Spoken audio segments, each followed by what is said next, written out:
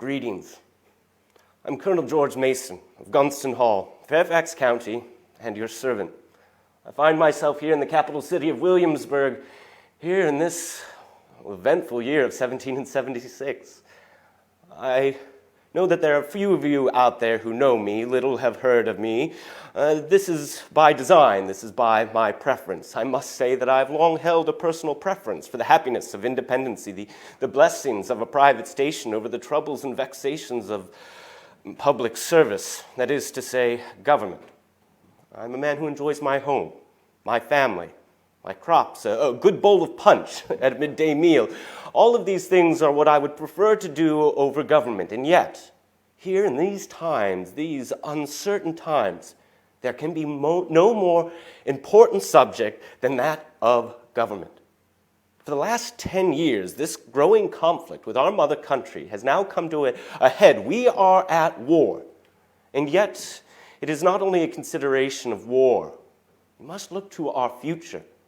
We have recently declared independency, and yet what does independency mean? To throw off the yoke of an English monarch, it means nothing. What if a French one should take its place? Or a Spanish tyrant, or a Divan of Turkey, a Tsarina of Russia? What of a tyrant or a demagogue of our own making? This is what we must truly guard ourselves. Now we fight a war here in this year of 1776, but what of the conflicts and the wars to come? That is what I am doing here. I am not a man of military nature. I am a man of words, of philosophy. And here in Virginia, we have led way. First, upon the 15th of May, first here in this city, it was voted upon unanimously to send a representative north to that Congress of Philadelphia that they might vote upon a united independency. But we did more. We would insist upon that selfsame day to create a new government, a new constitution here for Virginia, and perhaps most importantly, a declaration of our rights as free citizens of a Commonwealth of Virginia. Now, I will admit, I was not here upon that day that the vote was taken. A smart fit of gout detained me at home.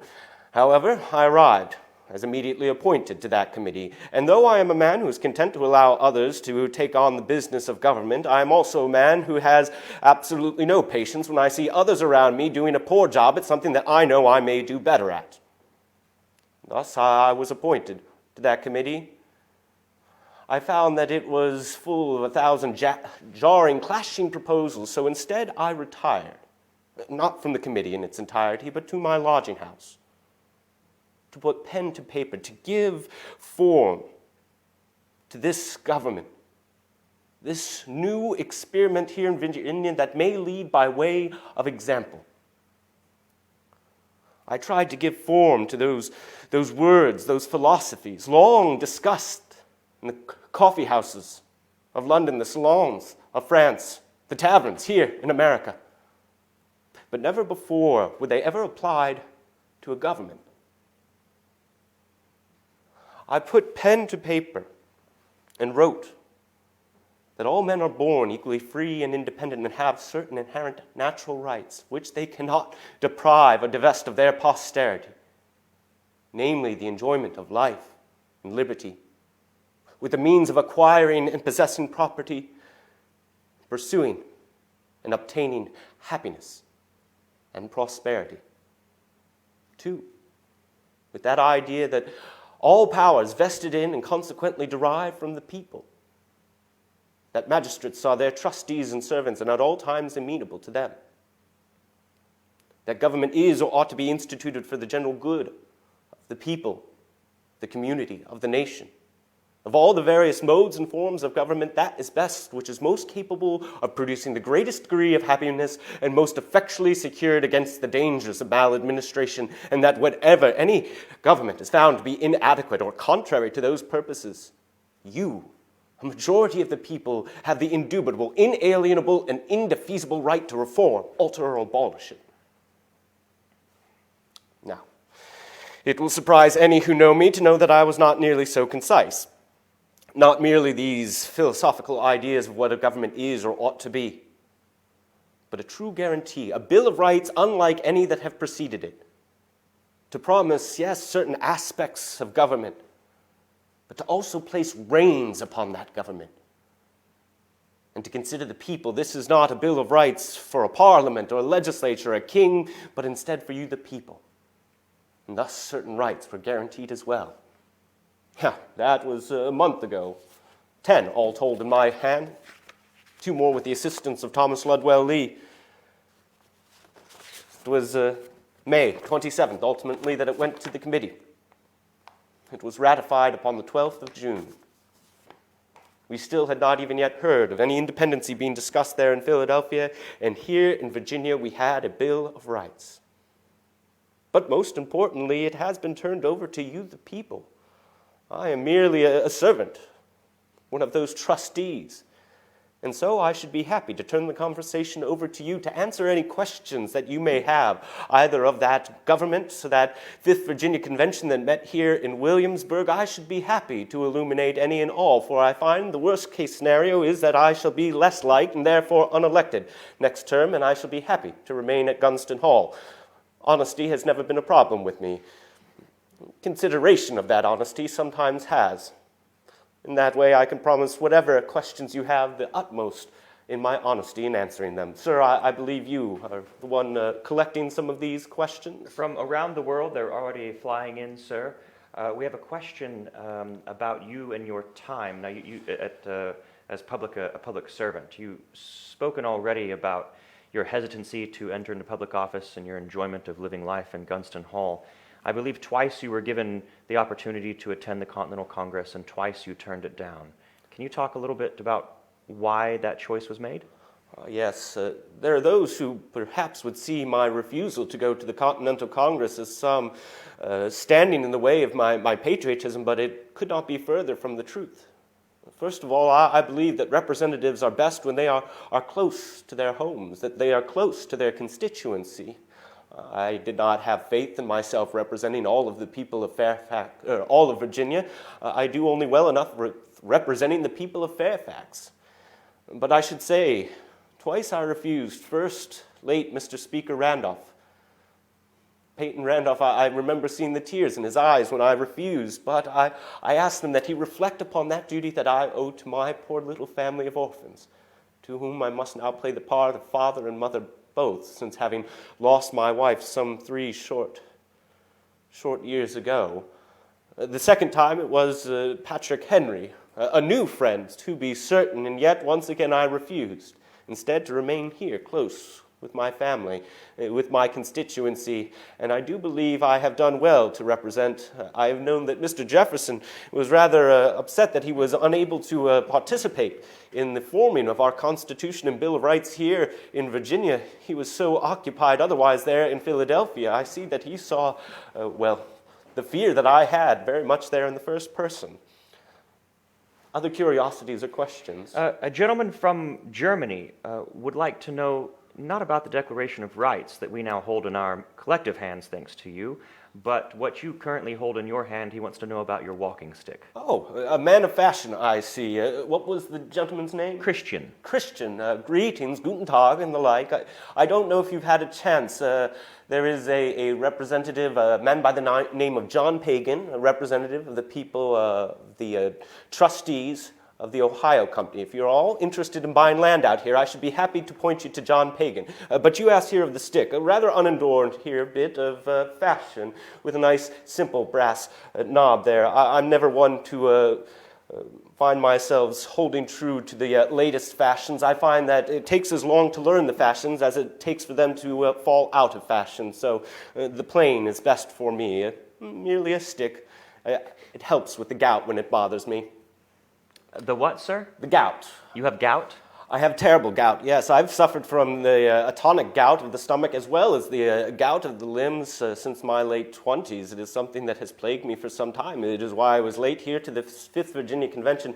And if I must be honest, is one more reason I wish never to go to Philadelphia. The travel there so far would be just terrible for it. My good neighbor, Colonel Washington, General Washington, old habits and all that, he was able to make it down here to the capital city in 2 to 3 days' time. It takes me anywhere 6, 7, sometimes 8 days to travel that far. So yes, I'm afraid that the gout bothers me throughout my life. Well, we're glad that you're here today, and I hope that the gout is no longer troubling you. We have a question moving away from your bicameral, bipedal nature to a bicameral nature of government, representative in its form. Gary would like to know, what do you feel the true job of representative governments should be? Well, we must recognize that question is going to be always one upon the pendulum, always upon a consideration, for it should be the service of the people. However, we have also recognized the purpose of government in its very first instance. Every government, every civil compact was established to protect the weaker from the insults and the injuries of the stronger. It is why we give up some of our natural rights to guarantee all of the rest. It is by this agreement, this mutual assistance, that we enter into representative governments. And therefore, when we ask, what is the purpose of our representatives? It must be to, of course, represent the people, but they must also be chosen for their foresight. For there is a very fine line between the vox populi, the voice of the people, and the mob vulgare. So they must represent the individuals that they have been elected by, but so too they must take into consideration and be a representative for the best future that may offer us. It shall always be a difficult question, and so long as individuals like yourself, Gary, are asking that of your elected individuals, well, we have the best insurance of the land. For once they stop representing the will of the people or the good of our future, then they should never be elected into that position again. Thank you, Mr. Mason. Yes. Our next question goes to Eileen, and she is wondering, what do you view as the key elements in a country's founding documents? Now, key elements in a government's founding document, I had included with the very first article of our Virginia Declaration of Rights, the enjoyment of life and liberty, the means of acquiring and possessing property. Property being not just that consideration of what one might own, the clothes upon ourselves, or the land we live on, but so too the property of one's mind. Hence the statement of pursuing and obtaining happiness and safety. Now, when we speak of happiness, we must realize this is not merely the self-gratification, self-serving love and gratification or happiness, but one that is for the best of all society. I believe it was in one of the Adams, so many of them up there in New England, can't entirely remember which one, but wrote a document, Thoughts on Government, in which he explains his ideas of what happiness is, which is the security of a people, the prosperity of a people, not just for oneself, but that mutual assurance. And therefore, those are very important. However, there's one that makes its way to the very end of those original 12 that I had submitted, the 18 articles, and ultimately here upon the final ratified version, in the 15th article of the Virginia Declaration of Rights. It declares that the blessings of liberty, that no free government may be guaranteed to any people, but by a firm adherence to justice, moderation, temperance, frugality, and virtue. And a frequent reoccurrence to those fundamental principles. Those ideas of justice and moderation are what will make a people, not just a government, but a people, a country, a commonwealth, successful in its futures and in its endeavors, and every other aspect of government ought lead to those ideas of justice, of moderation, of temperance, frugality, virtue, and the like. At least that is how we may hope such an experiment as we have undertaken here in this year of 1776 may happen for 20, 30, maybe even 40 more years. Mr. Mason, you've been speaking of the founding of this country, but you talk of it in terms of an experiment and even looking forward 20, 30, 40 years. Mr. Weathers would like to know, what are your thoughts on a current system of laws being thrown off for something totally new?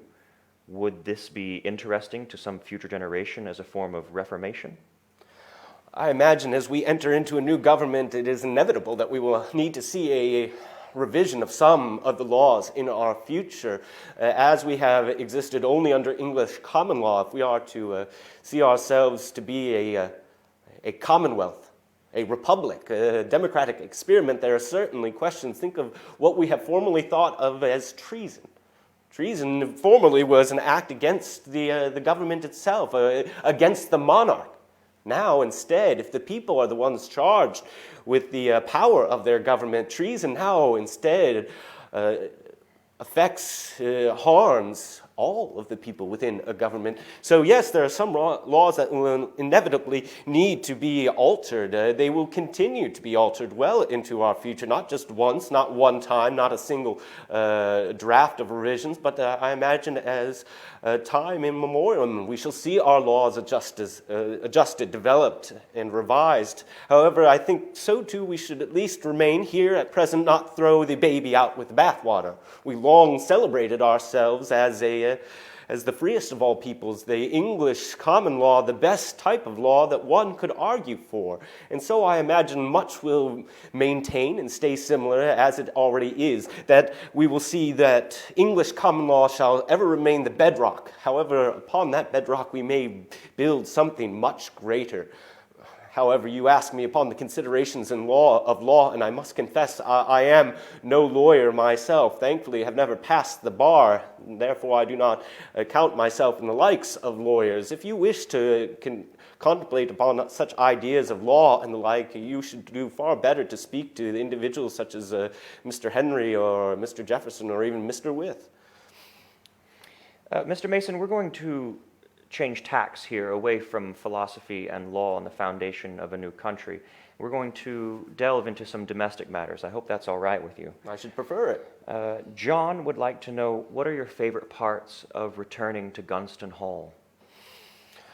There are a few things that I absolutely adore about my beloved home there of Gunston Hall. Not just the building itself, though that should be well considered. Mind you, it was finished off in such a well-done manner, but it is its placement there upon the banks of the Potomac River. I should enjoy the boxwoods upon the riverside and walking there about it. I should say upon a more somber note daily, I enjoyed the walk to the family burial ground where I still visit my wife when I have a chance at home to spend some time there at her grave. But all, even somber thoughts aside, I think my very favorite part is something I'm going to share with you. For you see, if you were to arrive upon my home at night or upon the riverside, you would not see the landward side. And I take great delight in putting individuals there upon the middle of that porch, facing the landward side. For if you stand there perfectly in the middle and look out, I may ask you, how many trees do you see? Well, simply put, you would say 4 trees. That is all you can see. I have so meticulously planted trees that as soon as you take a step to your right or to your left, you will see that there are not 4 trees, but hundreds of them, planted in such a manner that they trick the eye that you can only see but 4, 1 in each row as they are planted from the very center there. I think that is one of my favorite features of Gunston Hall there in particular. And then, of course, as always, my family. I have a great many children residing there, and it is always a place of happiness for me to return to. While we're on the subject, Aaron would like to know if you could speak a bit about your wife, and I know that she passed, but your wife and your children specifically.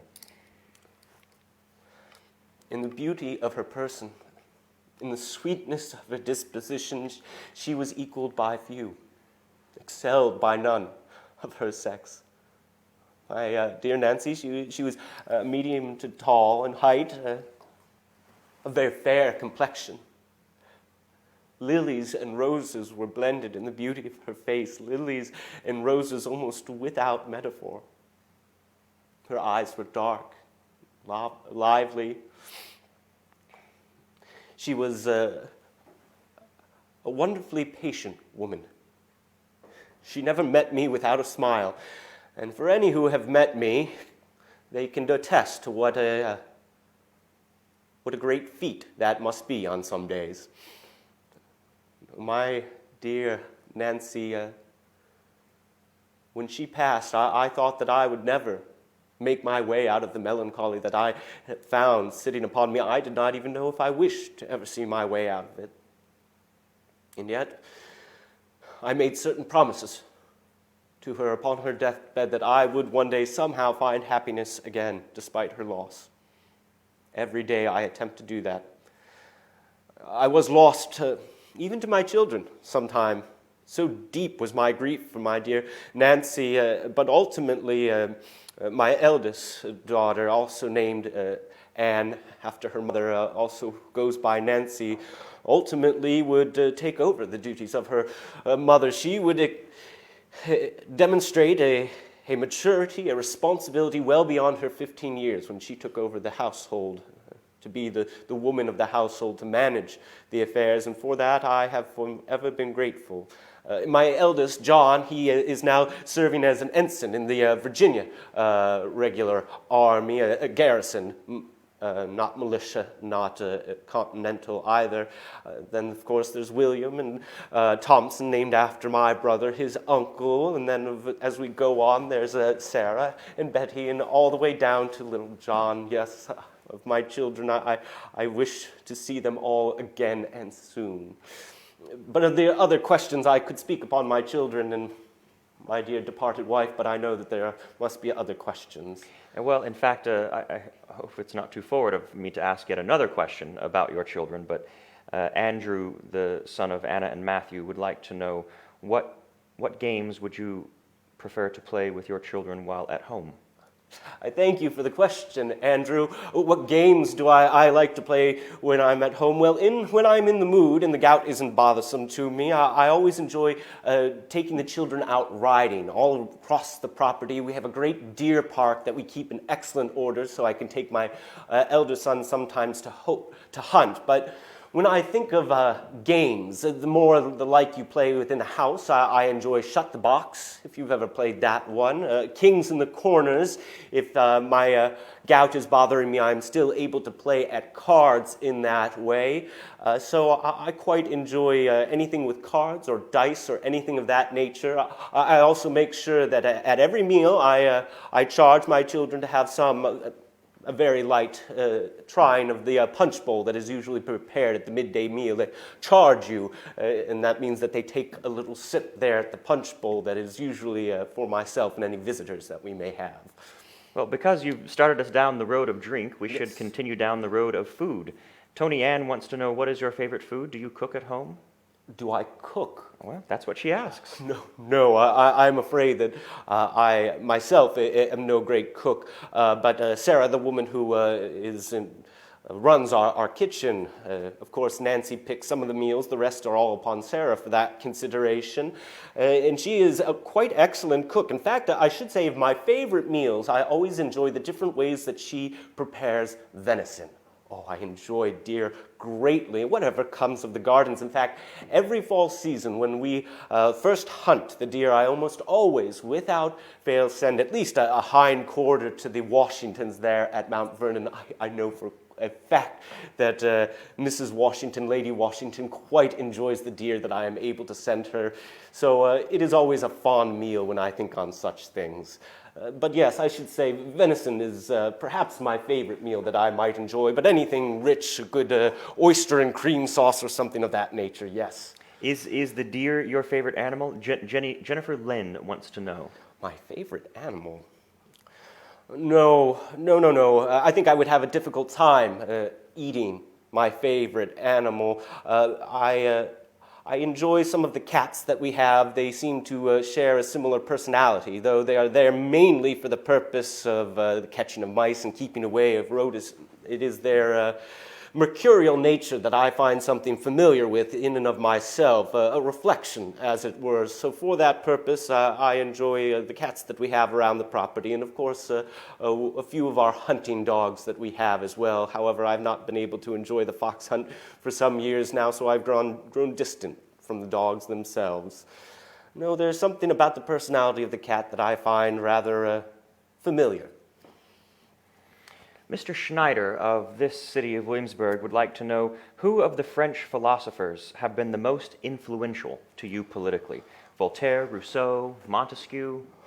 it is undeniable to see the influence of Rousseau and Montesquieu with some of these more recents. Voltaire, I have to admit, can be a bit extreme with some of his other considerations, especially when it comes to that of religion, though I must admit, though I am not I've never thought of myself as an extremely pious individual. I have been a vestryman for a majority of my life, oldest position that I hold. So I suppose in that way that I enjoy, yes, Montesquieu or Rousseau or something of that nature. But honestly, it is very little when it comes to the reading of the French philosophes. I am far more of an Anglophile in that way. Or I wish to look to the classics, to look to those great Greek and Roman philosophers, the heads of state like the great Scipio Africanus or something of that nature. When I think to those great minds, that is where my mind typically goes. Well, we've spoken of philosophy, and clearly philosophers have influenced your writings and the foundation of this government. Pat would like to know whom you consider to be your mentor, if anyone, or if you could name a few in the pantheon of Mason mentors. Certainly. When it comes to a mentor, I think that there is one man in my mind that is undeniable. John Mercer of Marlborough is the man who took care of me, my mother as well. He was my uncle. After I lost my father, he looked to a majority of my schooling. Over 1,500 volumes, as he was a book collector and seller. Again, a great many of those classics that I would find. However, I should also say that he was one of the most unpleasant men at times. An irascible lawyer, was disbarred for a time because of his attitudes there in the courtroom, and I credit him in no small part for also the reason I have never wished to become a lawyer myself. So John Mercer, for better or worse, taught me a great many things in my life. However, I should also say, when I look to that, I do not have a strong idea. I'd never enjoyed any formal schooling. I did not attend the College of William and Mary. I certainly did not leave the state for any great schooling. Dr. Bridges was a wonderful tutor to me for a time, as well as Master Williamson and the like. However, what I have always enjoyed that of philosophy is that it is not proprietary. We may learn just as much from a Greek philosopher reading those great tomes as we might learn from a neighbor or a friend. And in that way, I find myself constantly learning. It is a beauty that philosophy is not proprietary, much like religion. Mr. Mason, we've been skipping along topics here and there, but we're going to dig deep and ask for some honesty that you claim to have up front. We're going to ask your honest opinion about something. Yes. Flap would like to know, what are your thoughts, your honest thoughts, on Peyton Randolph? Upon Peyton Randolph, I must say that I had little interactions with the man, with the exception of the request.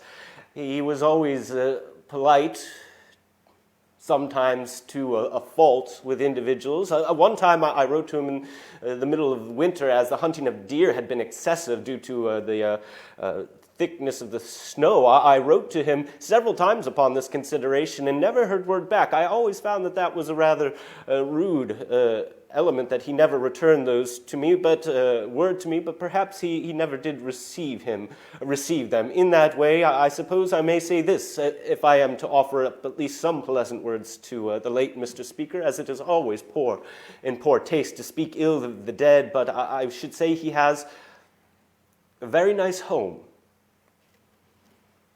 Another question. Is that it? Yes. That's what you're ending on with Mr. Randolph?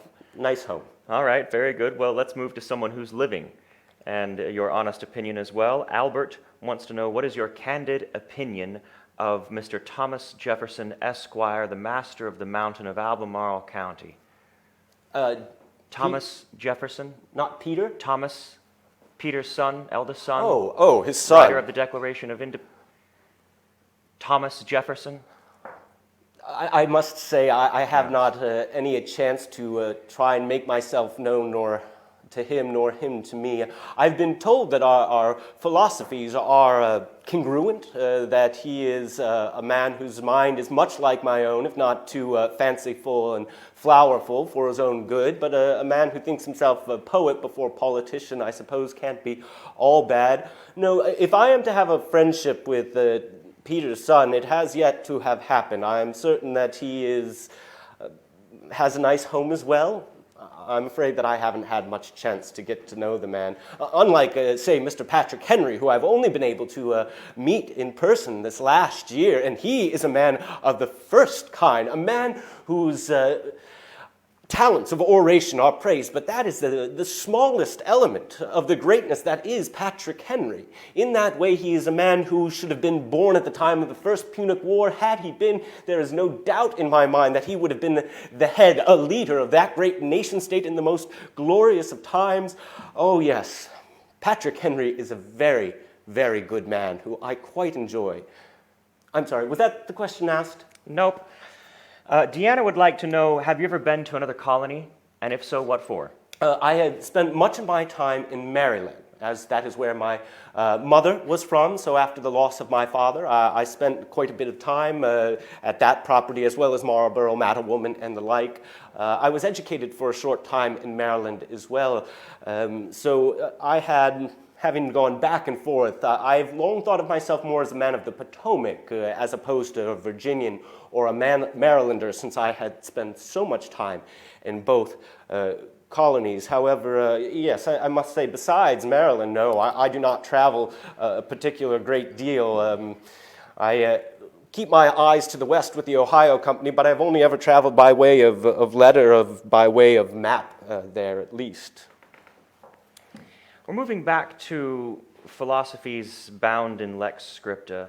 This is one of the first questions that we received, and I've held it purposely towards the end, and you'll see why.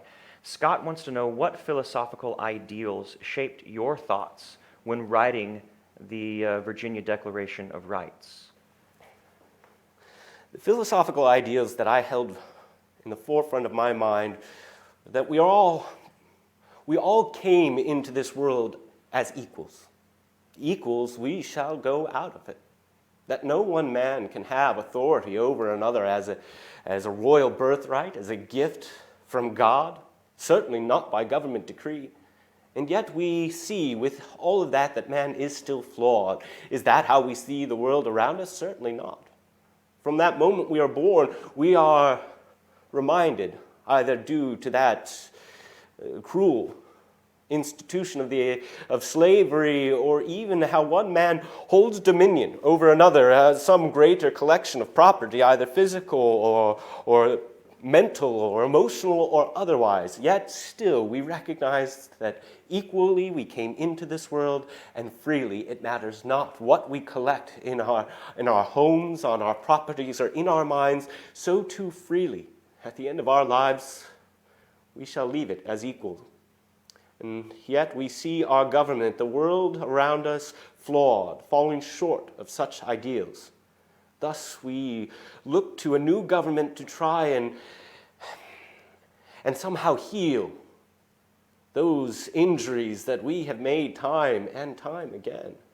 And so it is with that in mind, ever attempting to protect the weaker from those insults, but so to strive closer to that equality that we are forever putting out of our own reach. Thank you, Mr. Mason.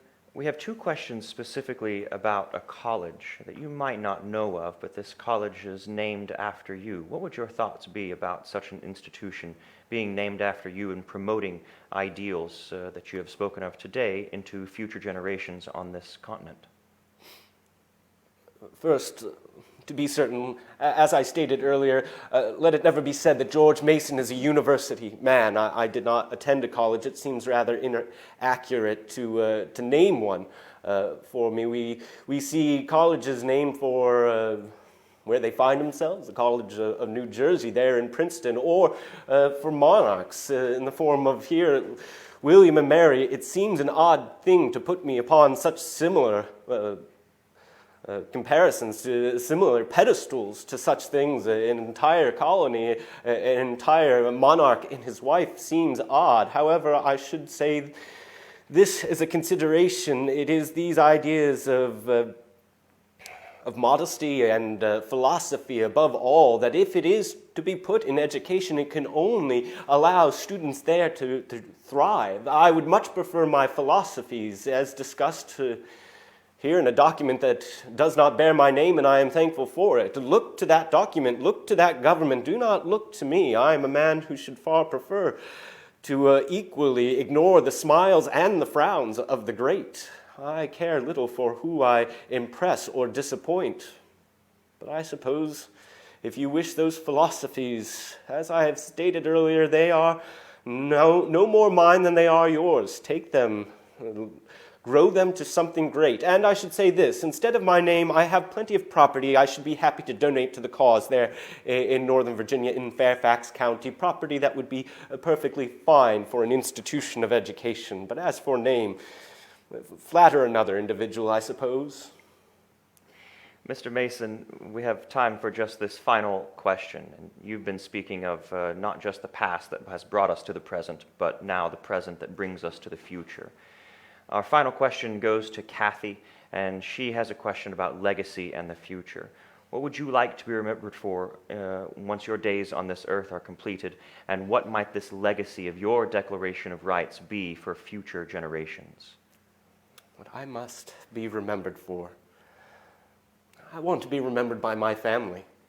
I want to be remembered by my children and my grandchildren. That is the greatest cause that I wish to be remembered. However, if we are to look to a larger idea of legacy, if we are to look to that idea of what this government should be, we've already seen government is ever growing. It was insufficient for my father, and here we have attempted a new experiment, and thus I should wish to see in our future more and more greater and greater experiments. We now, for the first time ever, have a Declaration of Rights for the people. Not for a government, not for a monarch, not for a parliament or a legislature, but for you, the people. I should hope that I will be remembered for that consideration of the rights for the individuals that I fought for, those considerations of a free press, a free exercise of religion, that we have placed certain reins upon a government. No longer shall it merely be a monarch or even a legislature, but instead a balanced aspect wherein these powers of government are separate from one another, that the power lies within the people themselves. That is the future that I wish to see. Everyone wishes for such considerations, those ideas of happiness, of prosperity. These are well within your reach.